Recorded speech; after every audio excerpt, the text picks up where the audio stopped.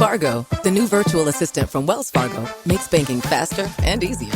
Like this. Fargo, what's my checking account routing number? And this. Fargo, turn off my debit card. And this. Fargo, what did I spend on groceries last month? And that's just the beginning. Do you, Fargo? You can. In the Wells Fargo mobile app. Learn more at wellsfargo.com/getfargo. Terms and conditions apply. Your mobile carrier's availability and message and data rates may apply. Wells Fargo Bank, N.A., member FDIC. History as it happens, May 9th, 2024. What is Intifada? The first Intifada was sparked by the deaths of 4 Palestinians in December 1987. They have to stop all this nonsense of the riots, of throwing stones. What we seek is a Middle East where vast resources are no longer devoted to armaments. Now the efforts of all who have labored before us bring us to this moment. A moment when we dare to pledge what for so long seemed difficult even to imagine. It's a normal thing to visit the Temple Mount, and every Jew can visit the Temple Mount. The visit of Sharon to our very important and religious place. After 14 days of intensive negotiations between Israelis and Palestinians, I have concluded with regret that they will not be able to reach an agreement at this time. And when it ended 5 years later, around 1,000 Israelis had been killed, while Palestinians were left with more than 3,000 dead. Intifada is an Arabic word for uprising or shaking off. Palestinians have waged 2 uprisings against Israel's occupation in 1987 and then again in 2000. Today, the word Intifada is chanted by student protesters at prestigious universities and bungled by politicians searching for anti-Semitism.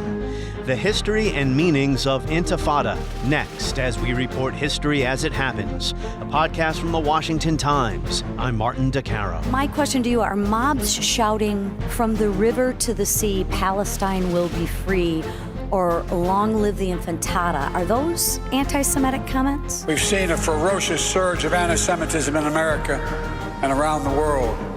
Intifada has a number of different contexts. In its base usage, it means uprising, any kind of uprising, violent or non-violent. It is a rebellion against some authority or some form of oppression. Free Palestine! Free Palestine! The student anti-war protests provoked university administrators to call in the police and politicians to call hearings to investigate anti-Semitism on college campuses. In mid-April, Columbia University President Namat Shafiq testified on Capitol Hill that anti-Semitism has no place on our campus, and I am personally committed to doing everything I can to confront it directly. Now, the problem here is defining anti-Semitism. Students chanted words that disturb politicians who either didn't understand what they meant or they deliberately distorted them. Here is Shafiq in an exchange with Republican Congresswoman Lisa McClain. So my question to you, are mobs shouting from the river to the sea, Palestine will be free, or long live the Intifada? Are those anti-Semitic comments? When I hear those terms, I find them very upsetting. And I have heard... That's a great answer to a question I didn't ask, so let me repeat the question. When mobs or people are shouting from the river to the sea, Palestine must be free, or long live the Intifada, are those anti-Semitic statements? Yes or no? It's not how you feel, it's... I hear them as such. Some people don't. We have sent a clear message. So is that yes? We have sent a clear message to our community. I'm not asking about the message. Yeah. Is that fall under definition of anti-Semitic behavior? Yes or no? Why is it so tough? Because it's a difficult issue. You may have noticed McClain bungled the pronunciation of Intifada, which is Arabic for uprising. Now, uprisings aren't inherently anti-Semitic. Uprisings may or may not be violent. Gandhi practiced nonviolent resistance to end British colonialism. The American colonists waged war against their British overlords. In the Palestinian context, both intifadas were violent, the second one much more so, and the second intifada involved terrorism, as when Hamas suicide bombers killed Israeli civilians, as each side blamed the other for starting it, or saying they were retaliating for something the other side had done. Here is Hamas leader Abdel Aziz Rantizi in a March 2004 interview with the Associated Press. 44 Palestinians have been killed by Israelis in March. So they should pay the cost of their crimes. We'll delve into the history of the First Intifada, which started in 1987, and the Second Intifada, which started in 2000, in a moment with Khaled Elgindy of the Middle East Institute. So when is resistance, violent or otherwise, justified? History is full of rebellions. Some succeeded, some did not. Some rebels spilled innocent blood in a righteous cause. Are you familiar with the classic 1966 film, The Battle of Algiers, by the Italian director Pontecorvo? Or the book, A Savage War of Peace, by the historian Alistair Horn? Well, if you don't want to read the book, check out the movie, The Battle of Algiers. The Algerians revolt against their French colonial overlords. The rebels enlist Algerian women in Western dress to infiltrate the French quarter and plant suitcase and satchel bombs in bars and restaurants to kill civilians.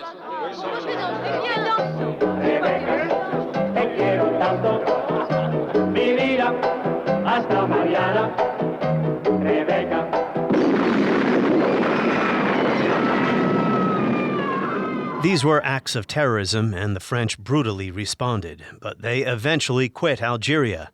In 1962, that North African nation won its independence.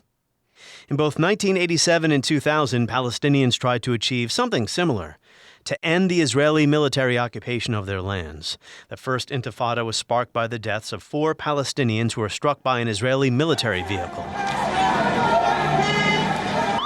As Ian Black writes in his book, Enemies and Neighbors, during the following days, the funerals of 3 of the victims triggered demonstrations in which IDF soldiers were met by a barrage of petrol bombs, stones, and iron bars. Thus began the most widespread and sustained disturbances seen in 20 years of occupation. Unrest spread quickly, writes Black. Another Palestinian was killed the next day in Nablus when an army patrol was attacked by youths throwing stones and iron bars. 4 more died the day after that in Balata, the area's biggest refugee camp. 2 of them 11-year-old boys. In one Palestinian hospital, 3 young men with bullet wounds in their legs lay dazed and shivering, the road outside blocked by burning tires and rubble. Others, faces masked by keffiyehs, grasped rocks and bottles in case the Israelis came. By the end of the first week, there were 7 dead and 15 after a fortnight. Palestinians were soon talking of an intifada, a popular uprising against Israeli rule. The word, used to describe anti-British protests in Iraq in the 1920s, promoted the kind of semantic debate beloved by Arabists. Its root meant to shake off passivity, inertia, outmoded ideas, foreign occupation. It did not require academic expertise, writes Black, to see that something unusual was happening. This period is remembered by images of Palestinian children throwing stones at Israeli soldiers. Palestinians also lobbed Molotov cocktails, but they mostly avoided using guns, knives, and grenades at first. Stabbings and shootings did become more widespread after the first year of the Intifada. There were riots, mass demonstrations, boycotts, and strikes. Israeli Prime Minister Yitzhak Shamir vowed to crush the uprising. They have to stop all this nonsense of the riots, of throwing stones, of wounding people. It's useless. Israel eventually defeated the revolt. More than 1,000 Palestinians had been killed, including 250 alleged collaborators killed by the forces of the uprising itself. Among Israelis, 100 civilians and 60 soldiers were killed.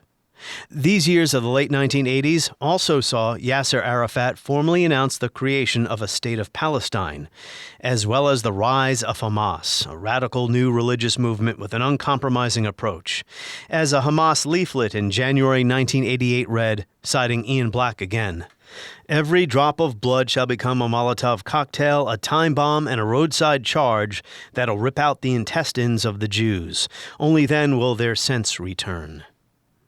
Well, despite Hamas's emergence, the first Intifada ended with both sides, the PLO and the Israelis, in search of compromise. As William Cleveland writes in A History of the Modern Middle East, the effect of the Palestinian Intifada on Israeli society, the dominance of U.S. power in the world, and the election of a labor government in Israel form part of a series of interconnected developments that contributed to a stunning breakthrough in Palestinian-Israeli relations.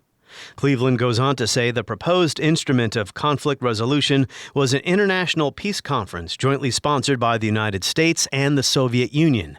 The historic gathering opened in Madrid on October 30th, 1991. In the short term, the Madrid conference was more about public gestures than substantial discussions, and subsequent events have tended to relegate it to the background. However, the gathering at Madrid should not be overlooked. It was a significant step in bringing Israelis and Palestinians to a new level of contact. It brought together for the first time representatives from Israel, the Palestinian community, and the neighboring Arab states that had not yet recognized Israel's right to exist. What we seek is a Middle East where vast resources are no longer devoted to armaments. A Middle East where young people no longer have to dedicate and all too often give their lives to combat. A Middle East no longer victimized by fear and terror. A Middle East where normal men and women lead normal lives. And that was President Bush at the opening of the Madrid conference in 1991. Negotiating sessions continued into 1993 without much progress. But meantime, in secret, in the winter and spring of 93, Israeli and Palestinian representatives meeting outside Oslo, Norway, achieved a stunning breakthrough. And in September of that year, history was made at the White House. We know a difficult road lies ahead. Every peace has its enemies, those who still prefer the easy habits of hatred to the hard labors of reconciliation. But Prime Minister Rabin has reminded us that you do not have to make peace with your friends. And the Quran teaches that if the enemy inclines toward peace, do thou also incline toward peace. This signing of the Israeli-Palestinian Declaration of Principle here today, it's not so easy. Neither for myself, as a soldier in Israel's war, nor for the people of Israel, not to the Jewish people in the diaspora, who are watching us now with great hope mixed with apprehension. That was President Clinton, followed by Israeli Prime Minister Yitzhak Rabin. The signing of the Oslo Accords at the White House. Yasser Arafat was also there. He also spoke that day. But it is remembered not for what was said, but for a photo. Rabin and Arafat shaking hands. Now, let's fast forward 7 years. Summer of 2000. The Camp David summit ended without a deal. In late September, Israeli opposition leader Ariel Sharon visited the Temple Mount, site of the Al-Aqsa Mosque, inciting Palestinian anger while also denouncing Israeli Prime Minister Ehud Barak's ongoing efforts to reach a settlement with the Palestinians. Here is Sharon in an interview with CNN. Also in the future, but one thing what worries me is when I see what happened there, I just think what will happen if Jerusalem will be divided, as Barak agrees to do already. As Ian Black says, the symbolism of Sharon's visit to the Temple Mount, and close to the anniversary of the 1982 Sabra and Shatila massacres, was unmistakable. Arafat condemned it, but Sharon was unrepentant. The Temple Mount is in our hands and will remain in our hands, he declared, repeating the famous phrase from the 1967 war. I had a conversation with Chairman Arafat. I talked with him and Prime Minister Barak yesterday. I talk to them several times a week now. And one of the things we need to do is to have people who are interested in violence off the streets, people who are interested in ending the violence out there doing what they're capable of doing. Unrest spread, writes Black, and in mid-October, 2 Israeli soldiers who had lost their way were stopped and lynched by a mob at the police station in Ramallah, one of their killers waving his blood-stained hands from the window. Horrified Israelis heard how another Palestinian rang the wife of one of the victims on his cell phone to tell her, "I've just killed your husband." In spring 2001, Sharon, now the prime minister, ordered tanks into Gaza. Hamas suicide bombers began to strike inside Israel. And to cite Ian Black once more, the Al-Aqsa Intifada, or the Second Intifada, reached its bloody peak in spring 2002. A terrible suicide bombing by Hamas in Netanya was the trigger for the long-prepared Operation Defensive Shield, the biggest Israeli operation in the West Bank since 1967. So you can see here the Second Intifada turned into a full-scale war, asymmetric guerrilla war or urban warfare, not a conventional war with large armies meeting on a battlefield. You have to remember why they had moved. The visit of Sharon to our very important and religious place for the whole Muslims. While I understand the anguish Palestinians feel over the losses they have suffered, there can be no possible justification for mob violence. I call on both sides to undertake a ceasefire immediately. By the time the violence ebbed 4 years later, about 5,000 Palestinians and 1,000 Israelis were dead. Many thousands more on both sides were wounded, and the prospects for lasting peace were shattered. So I'm mentioning all of this because context matters, and I encourage you to read about these events yourself. I can't include every detail here. But I do think of this history when I hear protesters calling for intifada. Now, what happened on October 7th, 2023 was not a popular uprising. It was a terrorist operation by Hamas's military wing. As for what they hoped to accomplish besides killing civilians, I mean politically, well, I mentioned in a recent episode and in last week's newsletter a report by the Israeli journalist Shlomi Eldar. A fanatical faction in Hamas's leadership believed it could defeat Israel, causing other Hamas figures and Palestinian elites to flee for Egypt and elsewhere because they knew Israel would retaliate with massive force after Hamas executed its attack. Khaled Elgindy is a senior fellow at the Middle East Institute, where he also directs the program on Palestine and Israeli-Palestinian affairs. He is the author of Blind Spot, America and the Palestinians, From Balfour to Trump. Khaled tells me a revised edition will be available soon. And I spoke to our guest today back in November about the 30th anniversary of the Oslo Accords, if you're interested in finding that episode too. Today we focus on Intifada, the word and its history. Khaled Elgindy, welcome back. Thanks for having me back. So let's begin with a definition. What does Intifada mean, and what do you think students mean when they chant that word at protests? Intifada has a number of different contexts. In its base usage, it means uprising, any kind of uprising, violent or nonviolent. It is a rebellion against some authority or some form of oppression. It's been used in the Palestinian context, and it's been used in the non-Palestinian context in Egypt and Tunisia and during the Arab Spring. These were uprisings against dictators. And so that's the generic meaning of the term. And of course, in the Palestinian context, there are two intifadas in particular that people remember, one in the late 1980s and early 90s, the first intifada, and the second intifada in the early 2000s. They were very different from one another, but what they had in common is that they were both rebellions against Israeli military occupation. Literally, intifada means shaking off, right? It's a shaking off. The sort of etymology of the word is a shaking off. In Ian Black's book, Enemies and Neighbors, he noted the word intifada was used to describe anti-British protests in Iraq in the 1920s. Now, when some people hear this word, including members of Congress who butchered its pronunciation at a hearing recently, when mobs or people are shouting from the river to the sea, Palestine must be free, or long live the Intifada, are those anti-Semitic statements? They think of terrorism. Right. I mean, it certainly doesn't automatically mean terrorism. I think there is a phenomenon that happens whenever we're talking about Palestinians. The discourse is quite toxic, and there's a kind of pathologizing of Palestinians. Anything and everything associated with Palestinians becomes equated with, the worst possible actions of any Palestinian.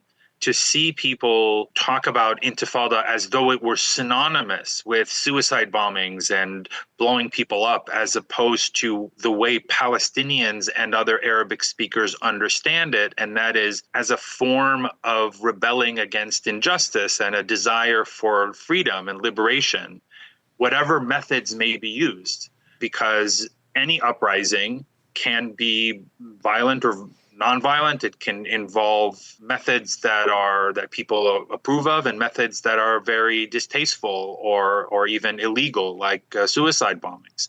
But to simply wrap the entire word of Intifada to equate it with terrorism, I think was deeply offensive for Palestinians and even kind of dehumanizing, because it assumes that they are inherently, anytime Palestinians rebel, it is inherently terroristic and aimed at civilians as opposed to a military occupation. Why do you think the Palestinian cause and anti-Zionism has become such a central part of students' political identity? It's a good question. I think social scientists will be studying this question for a long time to come. I mean, I can offer up some theories.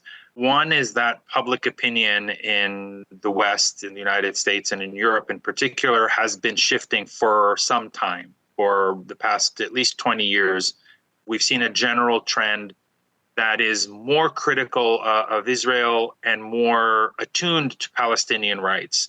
So that's been a general trend, and it kind of cuts across the board. Within that trend is another trend, and that is generational, where there is a profound gap between where younger people are on this issue and their parents and grandparents. We saw that starting, I think, in the early or mid 2000s, but it's really matured now. The gap couldn't be bigger. There are lots of causes, maybe the rise of social media, the fact that people are getting their news directly from sources on the ground, and not just in the Palestinian case, but in any conflict or in any set of issues. Social media is very powerful because it's unmediated and in a lot of ways unfiltered. You know, young people especially get their news directly from sources that bypass the traditional mainstream media. And so I think that is part of the phenomenon, is that they're not being spoon-fed certain narratives. They're just seeing things as they are. So the reactions are quite visceral. And particularly over the last 7 months, the images coming out of Gaza have been horrifying, and they are real. And so people are having a response to, I think, a situation that they see as highly asymmetrical and unjust. You know, attitudes towards Israel and the Palestinians have changed. Israel used to be seen as the David and Goliath scenario, and now they're very much seen as the Goliath. I mean, they're powerful. Israel is a nuclear power. It controls the lives of 5 million Palestinians to the point of, imposing a blockade, a military occupation. They can displace Palestinians at will. And that power imbalance is now playing out on people's social media feeds. And so they're seeing oppression of Palestinians in very clear terms. So I was thinking about ending our conversation with some of these big questions, but I'm going to pose them now, not because we need to come up with definitive answers, but I think it's always good to keep these questions in mind when we're discussing the history of the Intifada in the Palestinian context. But hey, the American Revolution was a violent uprising. Or the bombing of the King David Hotel in 1946 by Irgun. Menachem Begin, he became a future prime minister of Israel. Was that terrorism? Was that violent resistance justified? So that is one question, Khaled. When does resistance become terrorism? And if violence or violent resistance is illegitimate or unwise, then how should a people, in this case the Palestinians, resist the military occupation of their land? It's a really difficult and important set of questions. I mean, I think the first thing to note is occupation itself is a form of violence. It is a form of systemic and sustained violence. You can only maintain control over a population that are not citizens, that are denied basic rights indefinitely through the use of coercive violence, to control their land, to control their movement, to be able to detain people at will, many times without any kind of charge, right? People under occupation are living under a military regime that relies on violence and coercion to be sustained. And so it is only to be expected that there will eventually be some kind of violent response. Now, Palestinian forms of resistance, or Palestinian resistance, has taken on many different forms over the decades. There have been nonviolent protests. The first Intifada in the late 1980s was largely nonviolent, relying on civil disobedience, strikes, closures, things of that nature, in addition to kind of symbolic acts like stone throwing at Israeli soldiers. It was not, by and large, militarized. They weren't blowing things up and shooting at Israeli soldiers. Soldiers were responding with deadly force. Yeah. It became more violent as the years went on, I think. But it began, and I think was sustained for the first couple years as a kind of mass mobilization that was largely focused on civil disobedience. The second Intifada sort of started that way, but very quickly got weaponized or militarized, where we saw shooting and then eventually things like suicide bombings being used. The question of when is violence justified, and then there's a second question of what type of violence is justified. As an occupied population, Palestinians have an inherent right to resist, and they even have the right to resist violently. I think under international law, precisely. Under international law, they have an explicit right to resist violently, if they choose to do so. Now, how they resist, what kind of violence, who is the violence directed at, that matters quite a lot. So targeting Israeli soldiers, targeting Israeli military installations and so forth, that is, I think, perfectly legitimate in any kind of uprising. What isn't legitimate under international law is the targeting of civilians. These are war crimes, and they should be treated as such.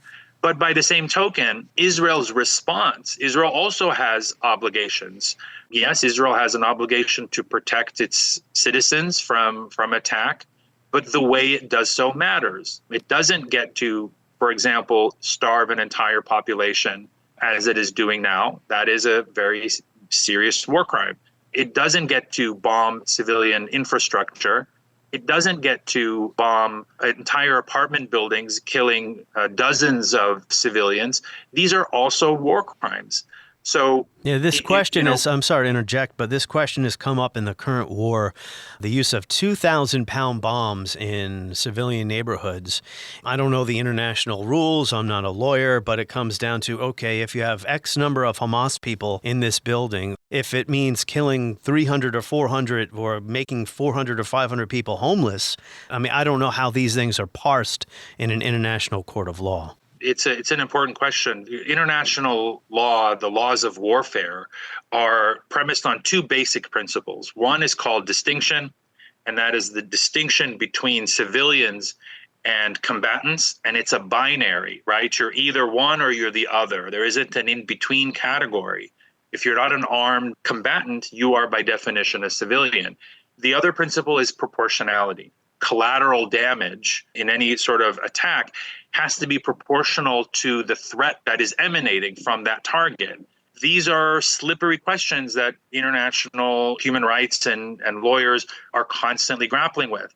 But we know the overwhelming majority of human rights groups and humanitarian groups who have looked at this issue over the past 7 months have been very, very clear that Israel is not only violating the rules of both proportionality and distinction, but has done so on a massive and egregious scale. There are cases where a Hamas target is identified in an apartment building, and one of these massive bombs is dropped on the building, killing, in at least one case, more than 150 civilians in order to target one Hamas fighter or commander. That, I think, on its face, most international lawyers would say does not comply with the requirements for proportionality. But we've seen that sort of thing repeatedly. The International Court of Justice has said that there is a plausible case for genocide.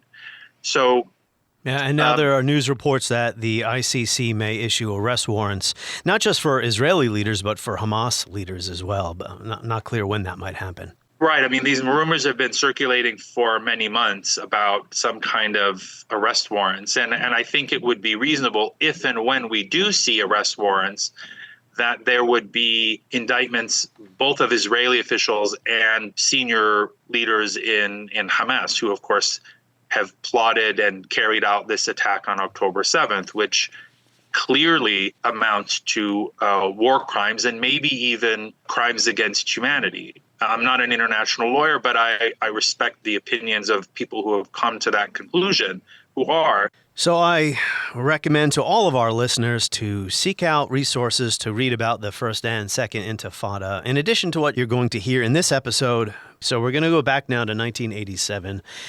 These were the years when Yitzhak Shamir was Israel's prime minister. Reading from William Cleveland's book, A History of the Modern Middle East, which has been my go-to point or starting point for so many of the episodes that I've produced over the past 6 months.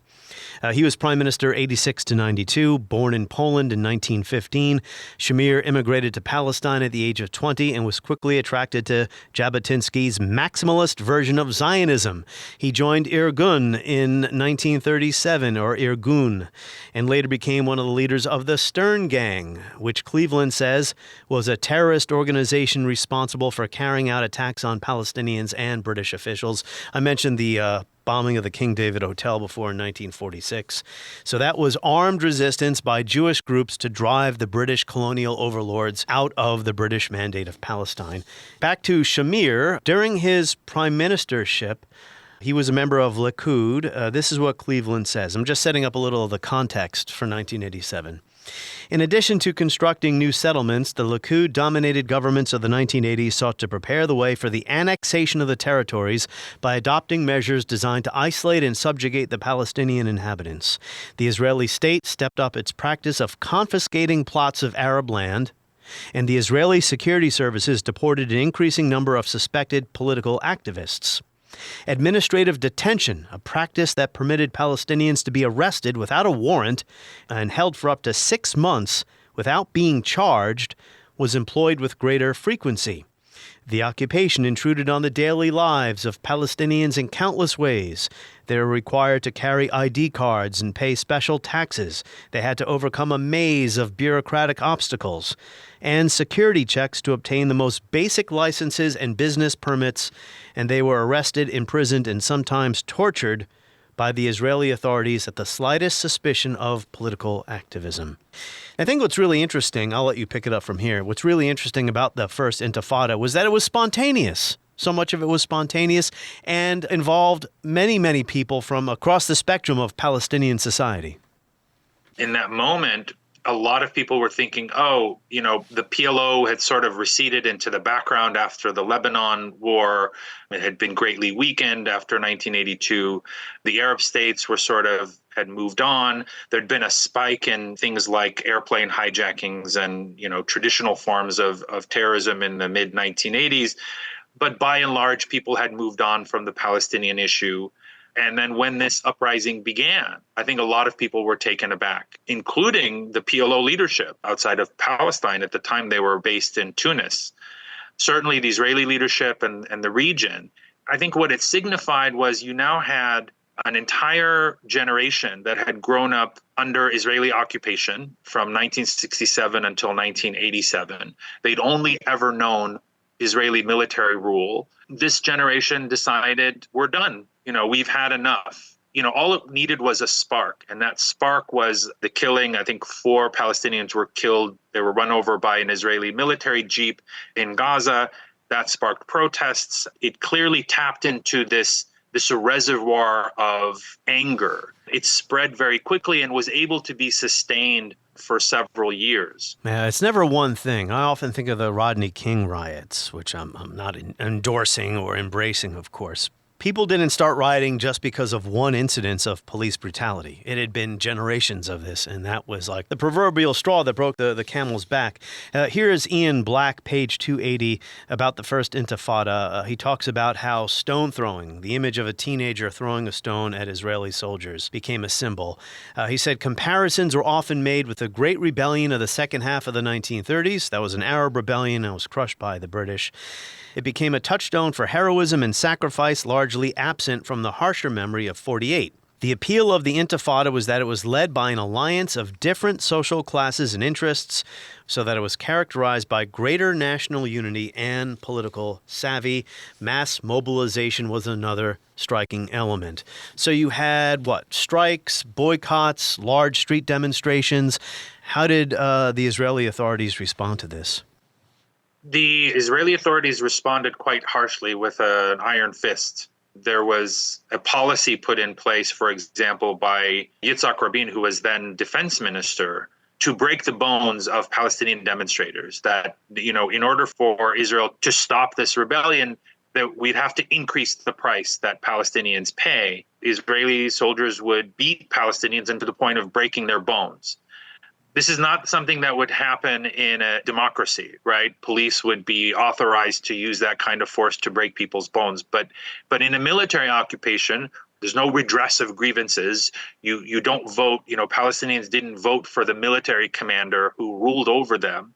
The response was harsh and violent. They used very often rubber bullets, or more accurately, metal-coated rubber bullets, as a form of crowd control, but that also proved to be deadly. People often lost their eyes or limbs, and in some cases were killed by the use of rubber bullets. In rare occasions, the Israeli army used live ammunition against Palestinians. That became much more frequent in the Second Intifada, and of course today, it's standard practice in the occupied West Bank, never mind in Gaza, to use live ammunition against unarmed protesters. But in the first Intifada, it was mostly beatings, rubber bullets, arrests, and the arrests also involved usually torture, imprisonment without charge. But there were other forms of rebellion. One of the things that happened during the first Intifada is schools were closed. One response was to create underground systems of education. So this was one of the methods of Israeli collective punishment, was if the students don't go to school, that will put pressure on the parents to keep their kids home. And every parent wants their kid to be educated. But what happened is they created kind of underground schools that had to be secretly teaching their students, because the army would come in and raid and break them up. So it was really an all-encompassing kind of rebellion. Not just young men were participating, but also women, girls, people of all ages. And it was quite a remarkable mobilization of an entire society. One theme I've noticed in preparing to discuss these issues with you, because they do span decades, is that over the decades, observers have noted how each side was either unwilling or unable to understand how the other side saw things. During the first Intifada, was the Israeli public aware of the day-to-day injustices that Palestinians were dealing with in the occupied areas? Like I said, I think the uprising took people off guard, especially Israeli society and political leadership. So I don't think there was a clear understanding among Israelis as to why Palestinians were rebelling, because up until that point, it's not like today where you have these intensive movement restrictions. Back in those days, before the first Intifada, Palestinians from the West Bank and Gaza could more or less move freely in and out of Israel. There were large numbers who were employed in Israel from the occupied territories. There weren't the same kind of movement restrictions. And so I think people were like, why are they rebelling? They got it pretty good. As laborers in Israel, they earn higher wages than they would back in their towns and villages. And so what's the issue? And I think the Intifada really helped to politicize the Palestinian issue in Israeli society. There was a huge learning curve there. And there was a realization that both the society and the politics came to over the span of those several years from the, until the early 1990s, before the Oslo process, that Palestinians have political demands and political aspirations, and that there is something called a Palestinian nation. That was something that most Israelis had ignored up until then. The PLO was dismissed as a terrorist organization, and then the Arabs of the territories of Judea and Samaria, as they called it, and Gaza, well, they could be pacified through, work and other kinds of benefits. There was the realization that no, there needs to be some political accommodation for this group of people. That happened in the span of the first Intifada, I think. Yeah, during these years, Arafat, the leadership of the PLO, were in Tunisia. One aim of the 1982 invasion of Lebanon by Israel was to drive the PLO out of Lebanon so the West Bank could be isolated and potentially annexed into Israel. The point of, the aim, the goal of the First Intifada was, as you just said, to raise awareness about what's happening to us. It wasn't to destroy or conquer or reclaim Israel. It was to make the occupation so painful that it would come to an end. That didn't happen. However, I raised the question before, what does armed resistance, what did it result in? Did it work? I think we can say that the First Intifada did have one positive outcome. It convinced both sides it was time to talk. That's how we get the Madrid conference in 91 and then the Oslo process. Do you agree with that? It not only convinced both sides that they had to talk, but it also greatly affected international public opinion. So when people turned on their nightly news and they saw images of Israeli soldiers beating Palestinian young people or shooting at Palestinian stone throwers, that had an impact, and it shifted public opinion. It made Israel look like the Goliath rather than David. And so that put a lot of pressure on Arab states. Arab states felt like, we have to respond because of pressure from their domestic opinion, but also in the West. I think the Intifada was crucial in shaping people's attitudes, and especially at the level of decision makers, that this Palestinian issue is not going to go away. So it went beyond just the parties in terms of creating this sense of urgency. So I will again point people to our November conversation about the Oslo process, because last year was the 30th anniversary of the Oslo Accords, and we all remember the ceremony on the White House lawn. Almost unimaginable today to see Israeli and Palestinian leaders shaking hands. Even during the 90s, before the Second Intifada begins, we do have to mention the rise of Hamas coming out of the 1980s.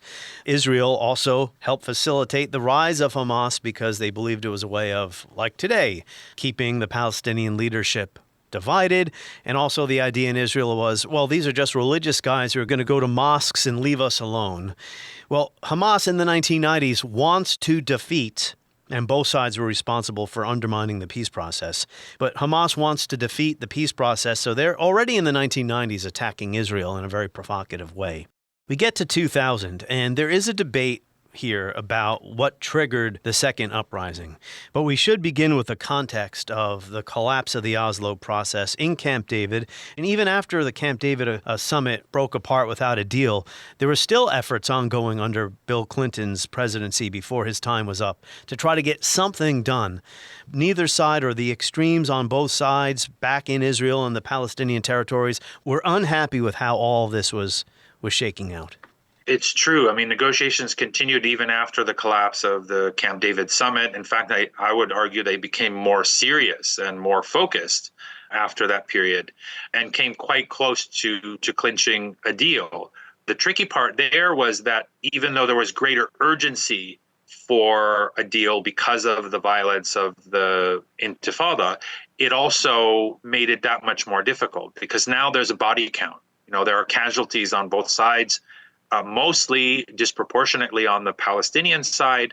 And so that hardens people's stances. Political leaders have to respond to public anger about those casualties. And so they're space for maneuvering gets more constrained. There were incidents of violence even before Ariel Sharon. My next question. Ariel Sharon visits the Haram al-Sharif, also known as the Temple Mount. There's disagreement about whether this was the triggering event, but it certainly was provocative. How important was Sharon's visit? And this took place in September 2000. The negotiations are ongoing, Clinton, Arafat, and Ehud Barak, because Sharon was a member of the opposition. He was the leader of Likud at this point, not Netanyahu. It was the trigger and not the cause. It was the proverbial straw that broke the camel's back.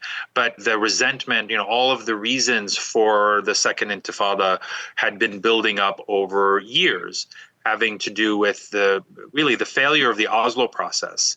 We saw settlements kept growing throughout the Oslo process. I was just about to bring up the settlements. They were supposed to be frozen, right? But they continued. Right, because presumably you would imagine, when two sides are negotiating over how to divide up the pie, that's hard to do when one side is eating it at the same time. And so settlements kept growing. There were a kind of rash of suicide bombings carried out by groups like Hamas and Islamic Jihad primarily. That hardened positions on the Israeli side. It also led to intense closures inside the occupied territories. It became very difficult for Palestinians to move from one town to another, to do business, to import or export their goods. And so it deeply negatively affected the Palestinian economy. And so if the economy is doing terrible, people don't feel safe, settlements are growing, all of these reasons from the Palestinian standpoint was, this Oslo process is not getting us anywhere. We're not becoming more free, we're becoming worse off and less free. And so that resentment by the time the Camp David summit comes along is really high. All it took really was a provocative action by Sharon, who, for his own political reasons, because these negotiations were ongoing, and at the center of these negotiations was the issue of Jerusalem. The Israeli and American side had come to the conclusion after the collapse of Camp David that that the Palestinian demand for some kind of sovereignty in Jerusalem would have to be fulfilled. Sharon understood this. He made a power play to challenge Ehud Barak, who was then prime minister, overseeing this negotiation process.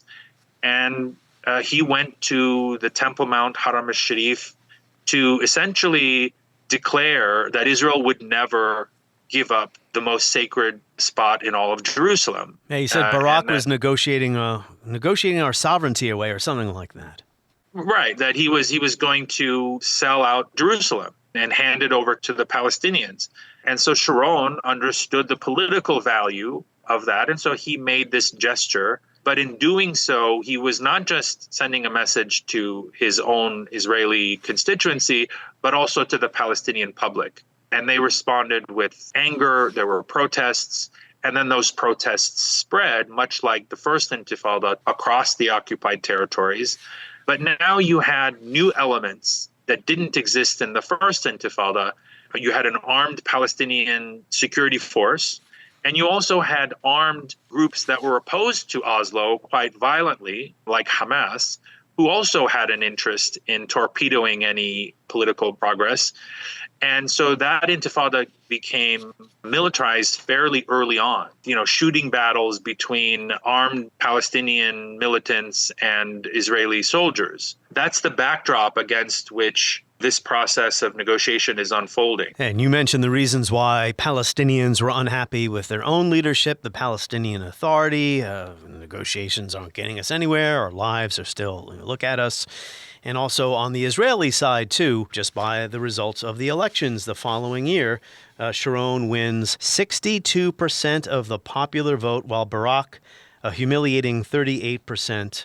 The Israeli public as well was ready for a harsher response to what was already unfolding, the violence and all. They were also giving up on the peace process. It's safe to say that both sides were being radicalized by the violence going on the ground. On the Israeli side, they said, this Oslo process has just brought us suicide bombings and more dead Israelis and, a sense of insecurity.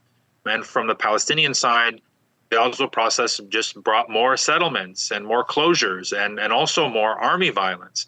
The natural effect of this would be to radicalize both sides. By 2006, of course, Hamas won a surprise election. Reading from Ian Black here, Arafat condemned Sharon's visit, but Sharon was unrepentant. The Temple Mount is in our hands and will remain in our hands, he declared, repeating the famous phrase from the 1967 war. Popular anger was directed at the PA and especially at security personnel whose children were taunted at school for their father's failure to defend their own people. Things start to spin out of control very quickly. Over the following few days, 13 Israeli Arab citizens, mostly youngsters, were killed by police when protests spread across the Green Line. These incidents were especially shocking because they showed how, despite cautious hope of improvement in the 1990s, the Israeli authorities appeared to view the country's Palestinian minority not as citizens to be protected, but as an enemy population to be suppressed. It was the highest death toll since the Kfar Qassem massacre in 1956. It had happened under a left-wing government, and it looked like a glaring example of double standards. Trouble erupted in Nazareth and Jaffa and other places where Jews and Arabs lived in close proximity.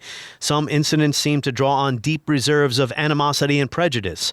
On 9th of October 2000, hundreds of Jews from Kfar Shalem, my pronunciation's not great, a working-class neighborhood on the edge of Tel Aviv, used metal bars and hammers to tear down the walls of a derelict mosque in the heart of the neighborhood, a relic of what had been Salama village until 1948.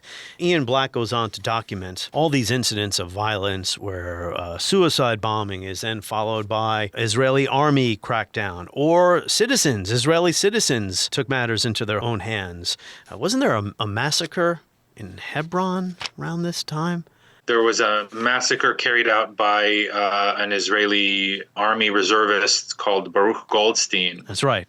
Who went into the Abrahamic Mosque, or what Jews refer to as the Cave of the Patriarchs, and massacred, I believe it was 29 or so people who were there praying in the early hours of the morning. And that actually was a turning point on the Palestinian side, in that thereafter, up until then, groups like Hamas had mostly targeted Israeli military targets. After the Hebron massacre, Hamas began using suicide bombings and targeting Israeli civilians. What was Arafat's role in this? Because now he's back on the scene. He was criticized for riding the tiger, not necessarily planning or instigating the violence, but not doing enough to control it. I think he saw an opportunity, that the violence could be an opportunity for him to maybe improve the Palestinian negotiating position. Rhetorically, he condemned especially attacks on Israeli civilians, but he tried to kind of play it both ways, where he would allow attacks to take place and then try to appear to be cracking down on them afterwards. That really didn't work out very well for him on the Palestinian side. But he was not averse to trying to leverage the violence.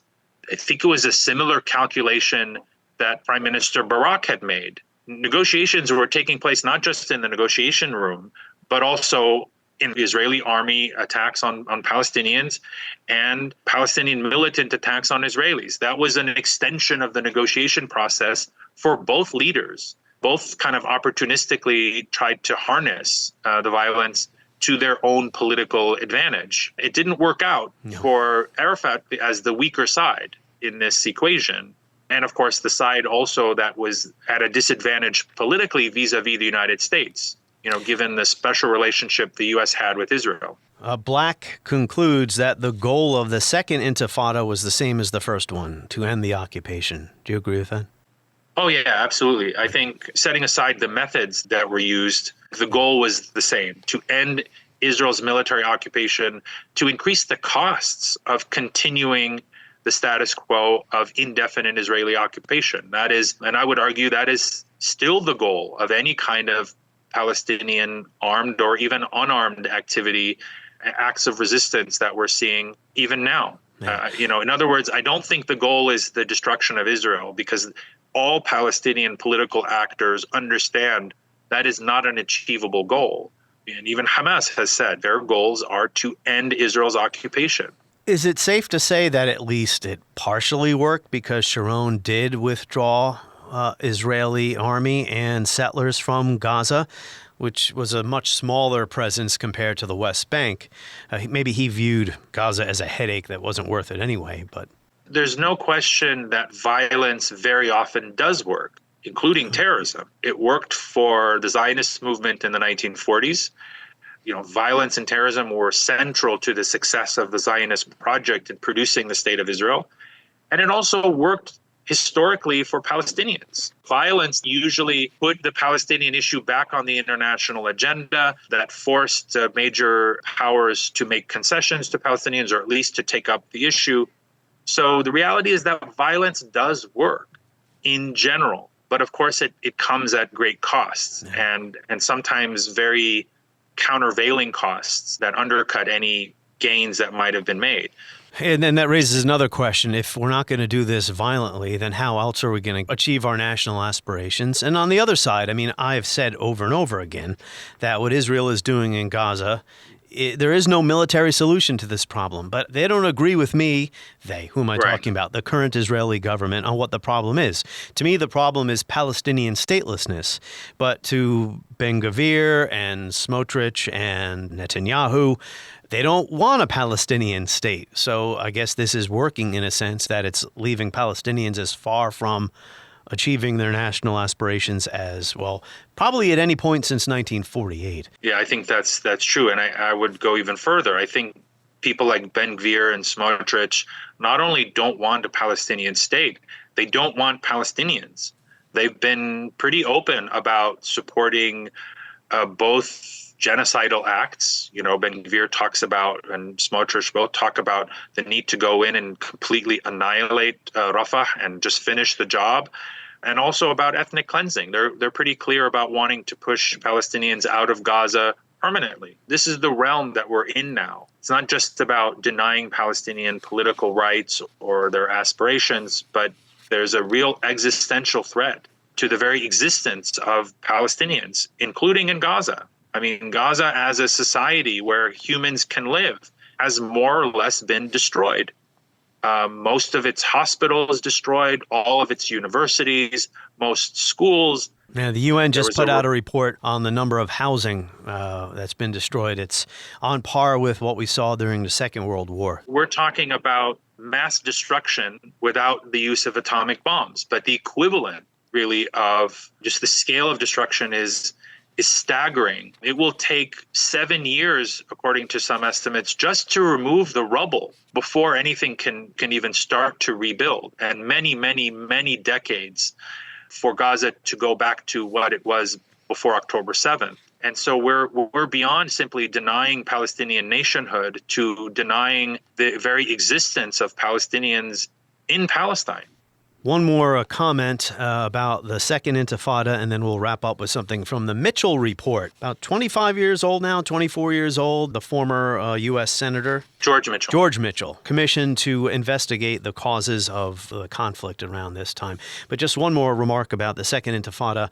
By March 7th of 2002, so that's about a year and a half into the violence, the death toll since the uprising began was 1,068 Palestinians and 319 Israelis. On March 8th alone, 40 Palestinians were killed by the IDF.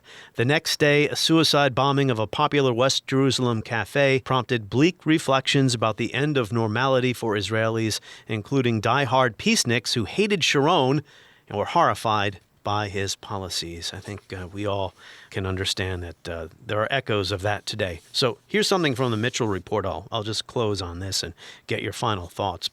Despite their long history and close proximity, some Israelis and Palestinians seem not to fully appreciate each other's problems and concerns. Some Israelis appear not to comprehend the humiliation and frustration that Palestinians must endure every day as a result of living with the continuing effects of occupation, sustained by the presence of Israeli military forces and settlements in their midst, or the determination of the Palestinians to achieve independence and genuine self-determination. Some Palestinians appear not to comprehend the extent to which terrorism creates fear among the Israeli people and undermines their belief in the possibility of coexistence, or the determination of the government of Israel to do whatever is necessary to protect its people. Fear, hate, anger, and frustration have risen on both sides. The greatest danger of all is that the culture of peace, nurtured over the previous decade, he's referring to Oslo there, is being shattered. In its place, there's a growing sense of futility and despair, and a growing resort to violence.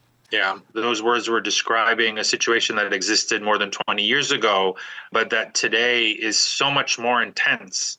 It's much more true now than at any moment, probably since 1948. And I think this really underscores a central flaw or central mistake that was made, I think, by the United States in particular, but also Israel's friends elsewhere. And that is to lend such unconditional, full-throated, sustained support for Israel's onslaught in Gaza, regardless of the costs in both human and material terms.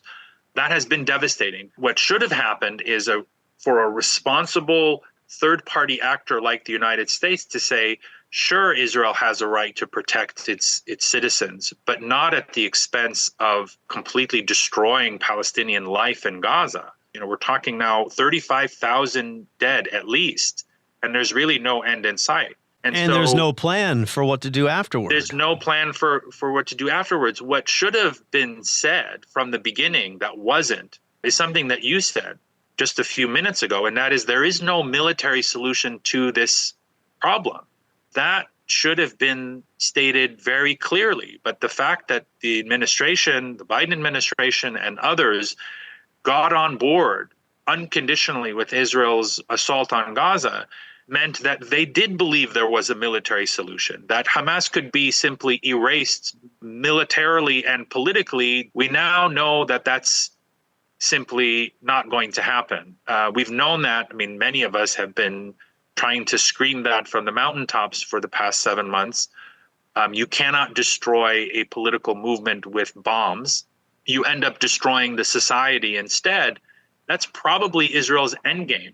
Israel's endgame is to make Gaza unlivable, to make any kind of Palestinian resistance the cost so high, no Palestinian will ever consider attacking Israelis again. Well, I think the opposite probably going to be, right? Because this causes radicalization. Yeah. No, absolutely. Yeah. I mean, we're sowing the conditions for much more extremism and instability going forward for generations. And so this is why I find the administration's position so baffling, in addition to being, I think, utterly inhumane and indefensible from a moral standpoint. Politically, and in terms of stability, it makes zero sense to create this level of human suffering that will last. We're talking about a collective trauma that will last for generations. The idea that this scale of death and destruction will make Israelis safe is just absurd on its face. And the fact that they cannot see that, to me, is really astonishing. The progress of the last few years, progress that brought Israel to the hope of a final peace with true security, and Palestinians to the hope of a sovereign state recognized by the entire world, was not made through violence. It happened because both sides sat down together, negotiated, and slowly built up the trust that violence destroys. Now is the time to stop the bloodshed, to restore calm, to return to dialogue, and ultimately to the negotiating table. The alternative to the peace process is now no longer merely hypothetical. It is unfolding today before our very eyes. On the next episode of History as It Happens, we will return to the U.S.-Russia relationship, the war in Ukraine, and George Kennan. That is next as we report History as It Happens, a podcast from the Washington Times.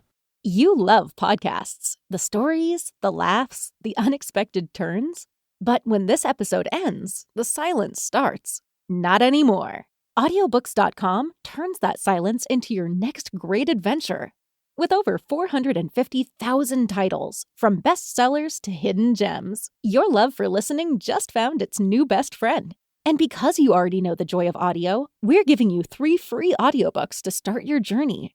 Imagine your favorite podcast, now with unlimited episodes. That's audiobooks.com. Keep the story going. Sign up for your free trial at audiobooks.com/podcastfree today. Because for podcast lovers like you, the end of an episode is just the beginning. That's audiobooks.com/podcastfree.